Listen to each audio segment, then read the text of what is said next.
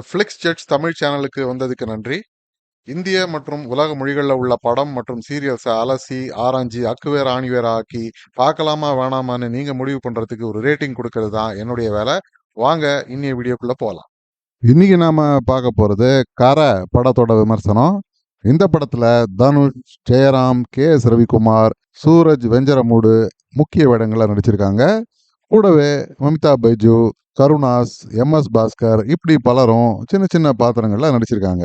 இசை ஜி.வி. பிரகாஷ்குமார், இயக்கம் விக்னேஷ் ராஜா. கரை ஒரு கிரைம் த்ரில்லர் அப்படின்னு வச்சுக்கலாம்.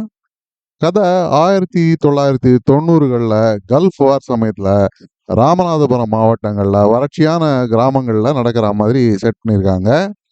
கதையோட ஹீரோ கரசாமி, இது தனுஷ் ஏற்று நடிச்சிருக்கிற பாத்திரம். ஒரு விவசாயியோட மகன். ஆனா சிறு வயதிலேயே வீட்டை விட்டு ஓடி போய் வழி மாறி ஒரு திருடனா ஆயிடுறாரு. ஒரு நல்ல பெண் செல்லின்னு மமிதா பைஜு நடிச்ச பாத்திரம். அவங்களுடைய காதல் ஏற்பட்டு திருட்டையெல்லாம் விட்டுடணும் அப்படின்னு நினைக்கும் பொழுது போலீஸ் கிட்ட மாட்டிக்கிறாரு. இதுதான்டா சான்ஸ்ன்னு டிஎஸ்பி பரதன், இது சூரஜ் நடிச்ச பாத்திரம். இவரு கரசாமி மேல கிடைச்ச கேஸ் எல்லாம் போட்டு தான் ஏதோ ஒரு பெரிய லெவல் கொள்ளைக்காரனையே பிடிச்சிட்டா மாதிரி கேஸ் எல்லாம் ஜோடிச்சு நல்ல பேர் வாங்க நினைக்கிறாரு. இதுல மாட்டினா ஆயுசுக்கும் வெளியே வர முடியாத அளவுக்கு செஞ்சிருவாங்கன்னு தெரிஞ்சுக்கிட்ட கரை அங்கே இருந்து எப்படியோ எஸ்கேப் ஆயிடுறாரு. அப்படியே தலைமறைவா தன் மனைவியோட ஆந்திராவில் கொஞ்ச நாள் செட்டில் ஆயிடுறாரு. திரும்பவும் கொஞ்ச நாள் கழிச்சு கொஞ்சம் பணம் இருந்தா ஏதோ ஒரு சின்ன தொழில் செஞ்சு பழிச்சுக்கலாம் அப்படின்னு சிறு வயதுல ஓடி போன தன்னுடைய வீட்டுக்கு திரும்ப போறாரு. அப்பா கே.எஸ். ரவிக்குமாரை சந்திச்சு தங்களுடைய பூர்வீக சொத்தான 8 ஏக்கரா நிலத்தை வித்து காசு கேட்க நினைக்கிறாரு. அங்க போன பிறகுதான் அவர் அப்பா மட்டும் இல்ல, மொத்த ஊருமே ஒரு பிரைவேட் பேங்க் கிட்ட கடனை வாங்கி அநியாய வட்டி கட்ட முடியாம ஜப்தி நோட்டீஸ் அளவுக்கு வந்திருக்கு அப்படிங்கிறது. இதுக்கு காரணம் இவங்களையெல்லாம் ஏமாத்தி கடன் வாங்க வச்ச மேனேஜர் முத்துச்செல்வன், இது ஜெயராம் நடிச்ச பாத்திரம். இதுக்கு மேல கதையில சில திருப்பங்கள். ஒரு கட்டத்துல வாங்கின கடனை திருப்ப அடைக்க அதே பேங்கை கொள்ளையடிக்கிற அளவுக்கு போயிடுறாரு தனுஷ். இதுக்கப்புறம் என்ன ஆச்சு? இதுதான் படத்தோட மொத்த கதையே. படத்தோட ஸ்ட்ரென்த்னு பார்த்தோம்னா அது இதோடைய கதைக்களம் மற்றும் விறுவிறுப்பான திரைக்கதை காட்சி அமைப்பு அப்படின்னு சொல்லலாம். புதுசுன்னு சொல்ல முடியாட்டியும் ரொம்ப நாளைக்கு அப்புறம் தமிழ்ல விறுவிறுப்பான பேங்க் கொள்ளை காட்சிகள், அதுவும் இன்டர்வலுக்கு முன்னாடி வர காட்சிகள் ரொம்பவே நல்லா இருந்தது.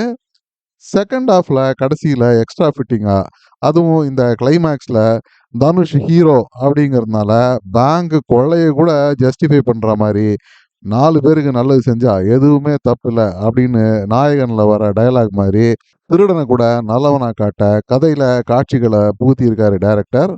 இந்த கடைசி 30-40 நிமிஷங்கள் கொஞ்சம் சினிமேட்டிக்கா, ஏதோ விவசாயி கடன் தொல்லை, கடன் கொடுத்த பேங்க் தான் வில்லன் அப்படிங்கிற ஒரு கருத்தை சொல்ல முயற்சி செஞ்சிருக்காரு டைரக்டர்.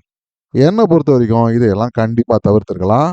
ஆனாலும் அந்த கோர் ஸ்டோரி, அந்த பேங்க் ராபர், அவரை துரத்துற அந்த போலீஸ் அப்படின்ற காட்சிகள்லாம் ரொம்ப நல்லாவே த்ரில்லிங்கா விறுவிறுப்பாவே வந்திருக்கு. பாராட்டுக்கள். அடுத்தது தனுஷோட பாத்திரம்.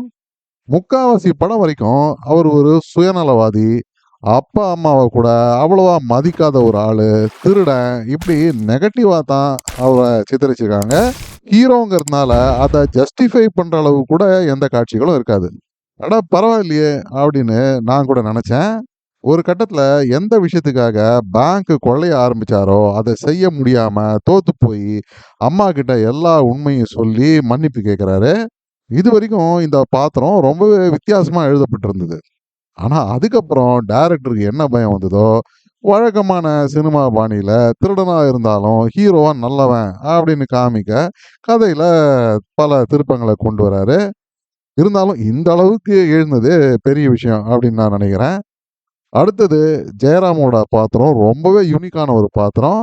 அதே மாதிரி டிஎஸ்பி பரதன் பாத்திரமும் நல்ல ஸ்ட்ராங்காகவே எழுதப்பட்ட ஒரு பாத்திரம்.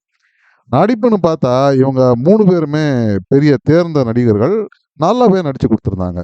மற்றபடி வேற யாருக்கும், எஸ்பெஷலி ஹீரோயினுக்கு கூட ஒரு 2-3 காட்சிகளுக்கு மேல படத்துல இல்லை, சும்மா வந்துட்டு போறாங்க அவ்வளவுதான். பிஜிஎம் ஓகே ஓகே ரகம். மற்றபடி இந்த செட்ஸு, காஸ்டியூம், சினிமாட்டோகிராஃபி இதெல்லாம் நல்லாவே வந்திருந்தது இந்த படத்துல. சுருக்கமா சொல்லணும்னா, முக்காவாசி படம் நல்லாவே தான் இருந்தது. கடைசி 30, 40 நிமிஷங்கள்ல கொஞ்சம் தேவையில்லாத சொருகல்கள், நெறைய சொதப்பல்கள்னு ரொம்பவே சுமாரா தான் இருந்தது. அப்போ இந்த படத்த பார்க்கலாமா வேணாமான்னா, தாராளமா தியேட்டர்லயே போய் குடும்பத்தோடயே இந்த சம்மர் வெகேஷன்ல நீங்க பார்க்கலாம். மோஸ்ட்லி பொழுதுபோக்காவே இருக்கும் இந்த படம். ஓஹோன்னு சொல்ல முடியாட்டியும், எல்லா வகையான ஆடியன்ஸையும் ஓரளவுக்கு சாட்டிஸ்ஃபை பண்ணும் இந்த படம். இந்த படத்துக்கு நான் கொடுக்கக்கூடிய ரேட்டிங் 5 அவுட் ஆஃப் 10 ஸ்டார்ஸ். மீண்டும் ஒரு முறை இன்னொரு விமர்சனத்தோட உங்களை சந்திக்கும் வரை நன்றி, வணக்கம். இந்த வீடியோ பிடிச்சிருந்ததுன்னா லைக் பண்ணுங்க, ஷேர் பண்ணுங்க, சப்ஸ்கிரைப் பண்ணுங்க. உலகத்தரமான படம் மற்றும் சீரியல்களை நீங்க பார்க்கணுங்கிறதுக்காக பல சினிமா சீரியல்களை பார்த்து அதிலேருந்து சரியானதை மட்டும் அடையாளம் காட்டுறது தான் இந்த சேனலோட குறிக்கோள். நன்றி.